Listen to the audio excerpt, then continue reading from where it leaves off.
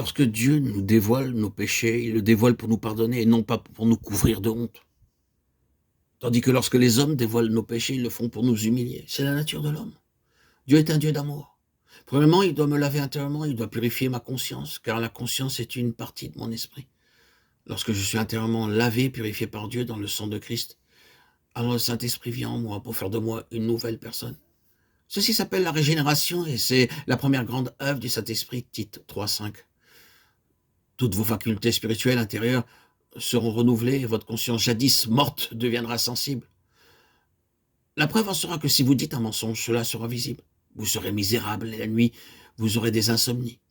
Avant, vous étiez très heureux de dire des mensonges pensant « je suis si intelligent ». Mais maintenant, vous ne pouvez plus faire cela. Même un petit péché vous laissera sans repos jusqu'à ce que vous le confessiez et mettiez de l'ordre.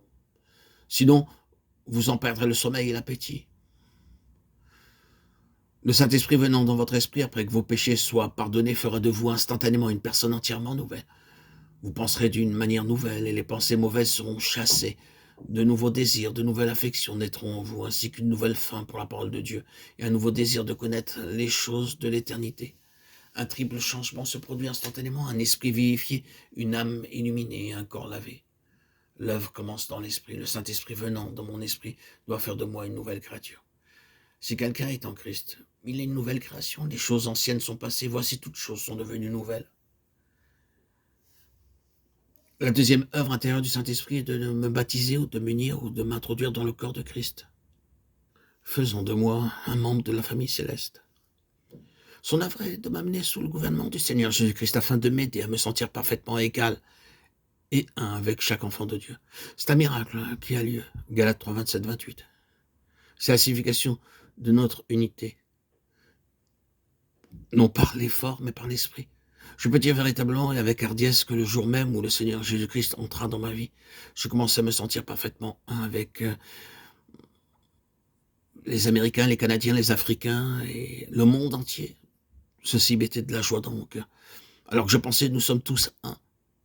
Peu importe si nous sommes blancs ou noirs, riches ou pauvres, grands ou petits. Pourquoi?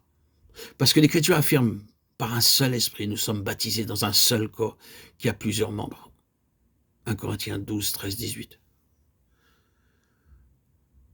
Nous nous sentirons parfaitement unis avec qui que ce soit. Pas de convoitise, d'avidité, d'orgueil. Cela ne viendra jamais par l'effort personnel. Nous serons conscients de ce même esprit coulant à travers nous constamment et nous donnant le ministère qu'il choisira. Il y a diversité de dons, mais le même esprit. 1 Corinthiens 12, 4.